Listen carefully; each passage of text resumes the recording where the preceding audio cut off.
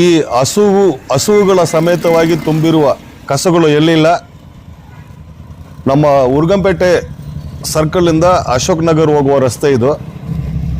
ನಮಗೆ ಈ ದೃಶ್ಯಾವಳಿನ ನೋಡಿದ ತಕ್ಷಣ ನಮಗೆ ಜ್ಞಾಪಕ ಬರೋದೇನೆಂದರೆ, ಹಸುವುಗಳನ್ನು ಮೇವಕ್ಕೆ ಬಿಡುವಿಕ್ಕೆ ಸ್ಥಳ ಇಲ್ಲದೆ ರಸ್ತೆಗಳಲ್ಲಿ ಬಿಟ್ಟಿರುವ ಈ ಹಸುವುಗಳ ಮಾಲೀಕರುಗಳ ಮೇಲೆ ಯಾರು ಕಾನೂನು ಕ್ರಮ ಜರುಗಿಸೋದು?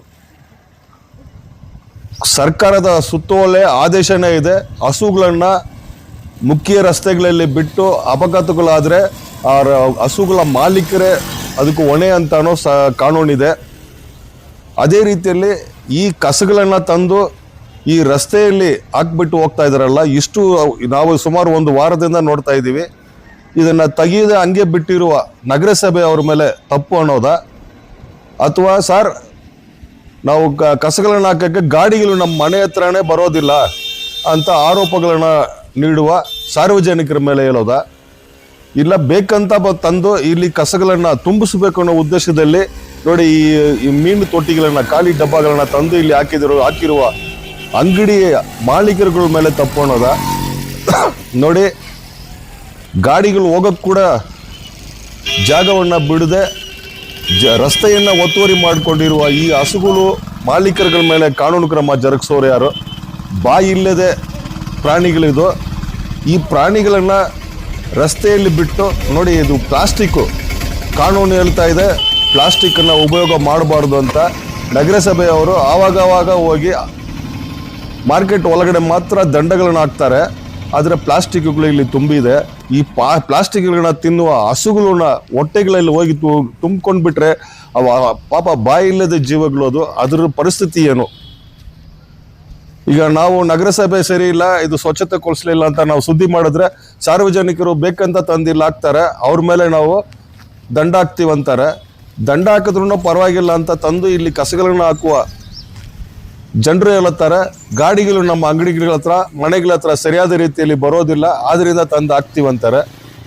ಸರ್ಕಾರದ ನಗರಸಭೆಯ ಅಧಿಕಾರಿಗಳು ಅವರು ಅನಿಸಿಕೆಗಳು ಅವರು ಏನು ಹೇಳ್ತಾರೆ ಅಂದರೆ, ನಾವು ಎಷ್ಟೇ ಇಲ್ಲಿ ತಂದು ನಾವು ತರಬೇತಿಗಳನ್ನ ಮಾಡಿದ್ರು ಅಧಿಕಾರಿಗಳನ್ನ ಇಟ್ಟು ಕಸಗಳನ್ನ ಇಲ್ಲಿ ಹಾಕಬಾರ್ದು ಅಂತ ಹೇಳಿದ್ರು ತಂದು ಇಲ್ಲೇ ಹಾಕ್ತಾರೆ, ನಾವು ಅವ್ರಗಳಿಗೆ ಫೈನ್ಗಳು ಹಾಕ್ತೀವಂತಾರೆ.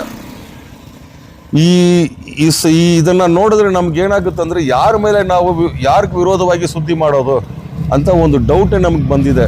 ನೋಡಿ, ಈ ಹಸುಗಳು ಪ್ಲಾಸ್ಟಿಕ್ಗಳನ್ನ ತಿಂತಾ ಇದೆ. ಈ ಹಸುಗಳನ್ನ ತಂದು ಬೀದಿಗೆ ಬಿಟ್ಟಿರೋರು ಯಾರು? ಇಲ್ಲ ಒಂದು ವಾರ ಆಗಿನೂ ಈ ಕಸಗಳನ್ನ ತೆಗೆದೇ ಇರುವ ಕಾರಣ ಏನು? ನೋಡಿ, ಗಾಡಿ ಬರ್ತಾ ಇದೆ, ಆ ಮುದುಕಪ್ಪ ನಡೆಯೋಕ್ಕೆ ಕೂಡ ಆಗದೆ ನಡ್ಕೊಂಡು ಬರ್ತಾ ಇದ್ದಾರೆ. ಈ ಕಡೆ ಹಸುಗಳು. ಈಗ ಏನಾದರೂ ಅಪಘಾತಗಳಾದರೆ ಯಾರ ಮೇಲೆ ಕಾನೂನು ಕ್ರಮ ಜರುಗಿಸೋದು? ದಯವಿಟ್ಟು ನಗರಸಭೆ ಇದಕ್ಕೆ ಒಂದು ಅಂತಿಮ ನಿರ್ಧಾರವನ್ನು ಈ ಸ್ಥಳಕ್ಕೆ ತೆಗೆದುಕೊಂಡು ಬರಬೇಕಂತ ಸಾರ್ವಜನಿಕರೇ ನಮಗೆ ಫೋನ್ ಮಾಡಿ ಕೆಲವರು ಹೇಳಿದ್ರು, ಸರ್ ಈ ಕಡೆ ನಡೆಯೋಕ್ಕೆ ಕೂಡ ಆಗ್ತಾ ಇಲ್ಲ, ವಾಸನೆ ಹೊಡಿತಾ ಇದೆ, ತುಂಬ ವಾಸನೆ ಸರ್, ಈ ಕಡೆ ಹೋಗ್ಲಿಕ್ಕೆ ಬರೋಕ್ಕೆ ಕೂಡ ಆಗ್ತಾ ಇಲ್ಲ, ಗಾಡಿಗಳು ಓಡಿಸೋಕೆ ಕೂಡ ಆಗ್ತಾ ಇಲ್ಲ, ದಿನನಿತ್ಯ ನಮ್ಗೆ ಕಷ್ಟ ಆಗಿದೆ ಅಂತ ಇದ್ದಾರೆ. ಇದನ್ನು ನಗರಸಭೆ ಅಧಿಕಾರಿಗಳು ದಯವಿಟ್ಟು ಈ ಸ್ಥಳಕ್ಕೆ ವಿಜಯ ಮಾಡಿ ಇದನ್ನು ಸರಿಪಡಿಸ್ಬೇಕು. ನೋಡಿ, ಪ್ಲಾಸ್ಟಿಕ್ಗಳನ್ನ ತಿಂತಾ ಇದೆ ಹಸುಗಳು.